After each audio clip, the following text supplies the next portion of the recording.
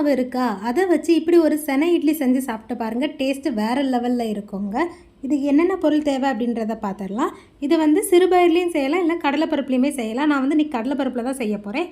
கடலைப்பருப்பை கொஞ்சம் நேரமாக ஊற வச்சு நல்லா வாஷ் பண்ணதுக்கப்புறமா 4 விசில் வச்சு எடுத்துக்கணும். கடலைப்பருப்பு வேகலை அப்படின்னா கூட 2 விசிலுமே வச்சுக்கணும். நல்லா மையாவே இருக்கணும். மையா வந்ததுக்கப்புறமா இது கூட என்னென்ன பொருள் வேணும்னா, சர்க்கரை வந்து ஸ்வீட்டுக்கு ஏற்ற மாதிரி நான் வந்து பாகாக வந்து காய்ச்சி ஃபில்ட்ரு பண்ணி எடுத்து வச்சுருக்கிறேன். சர்க்கரையில் தூசி மண் இருக்கும் அப்படின்றதுக்காக. ஏலக்காய் வந்து 2 ஸ்பூன் எடுத்து வச்சுருக்கேன். தேங்காய் கொஞ்சமாக, அதுக்கப்புறம் இட்லி மாவு கொஞ்சமாக எடுத்து வச்சுருக்கேன். இவ்வளோ தாங்க இது செய்யறதுக்கு தேவையான பொருள். வாங்க இது எப்படி செய்யலான்றதை பார்த்துடலாம். கடாயில் நம்மக்கிட்ட இருக்கிற சர்க்கரை பாகை எடுத்து ஃபஸ்ட்டு ஊற்றிக்கணுங்க. இது கூடவே தேங்காய், அப்புறம் நம்மக்கிட்ட இருக்கிற ஏலக்காய் பவுட்ரு, கடலைப்பருப்பு, இது எல்லாத்தையுமே சேர்த்து நல்லா மிக்ஸ் பண்ணிக்கணும். ஃபஸ்ட்டு இது ஒரு லிக்யூடாக தான் இருக்கும்.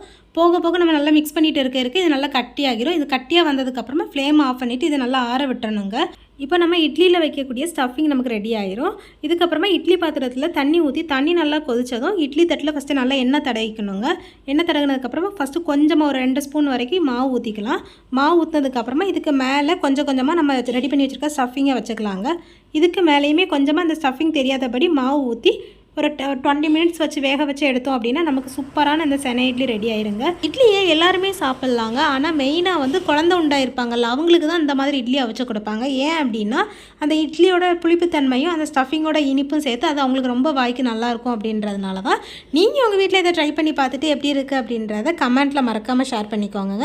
என்னோட அந்த வீடியோ உங்களுக்கு பிடிச்சிருந்துச்சுன்னா அப்படி லைக் போட்டுக்கோங்க. மறக்காமல் நம்ம சேனலை சப்ஸ்கிரைப் பண்ணிக்கோங்க. நாளைக்கு வேறொரு வீடியோவில் சந்திக்கலாம். பை.